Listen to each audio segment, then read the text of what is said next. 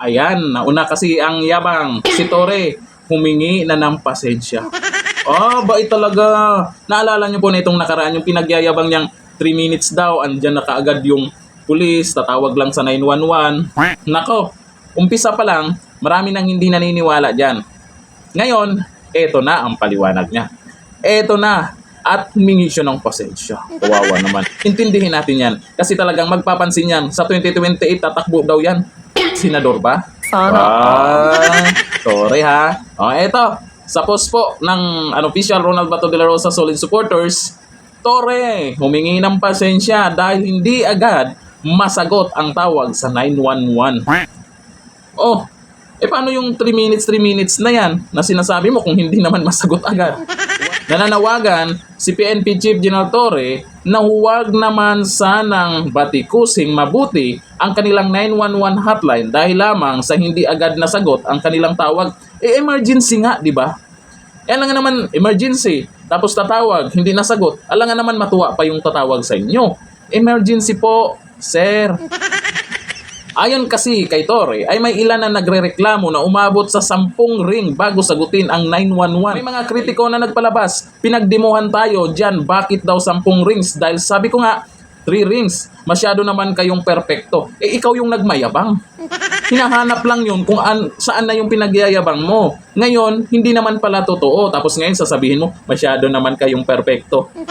Ikaw naman yung nagsabi, hinahanap lang. Huwag naman masyadong banat agad. Sorry na po. Sorry na po. Bait-bait ha.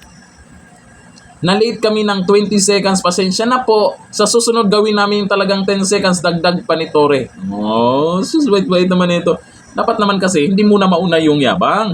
Ipakita nyo muna, Sir Torre. Maganda po yung naisip mo, Sir Torre, kasi talagang para naman sa mga nangangailangan ng responde kaagad ng mga kapulisan. Yung kailangan kaagad. Maganda po yan. Ang nangyari kasi dito sa mga kumukontra, pinagyayabang mo yung mukhang imposible na mangyari. Mas maganda, inumpisahan mo sana doon sa realidad mismo kung ano yung kaya. Sa bagay, humingi naman siya ng sorry po. Pero yung sorry na yan, sa tingin nyo, tatanggapin nyo pag emergency na ang pinag-uusapan? Yung sorry na yan, okay lang ba sa inyo? Na hinahanap nyo yung pinagyayabang, tapos wala naman? Ano sa tingin nyo? Ito, magbasa tayo ng komento. Kung anong masasabi nila doon sa pangingin ng sorry ni Torre. Sabi ni Balcoro sa George, pagbigyan nyo lang, kailangan talaga magpalakas yan sa admin. Magpapalakas ka daw sa admin.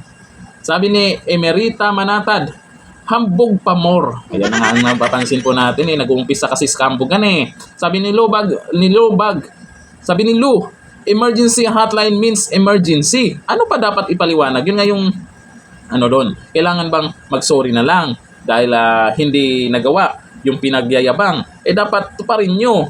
Kasi inaasahan po ng mga tumatawag yan, uy, tawag sa 911 kasi mabilis lang. 3 minutes, andyan na. Pagtawag, beep.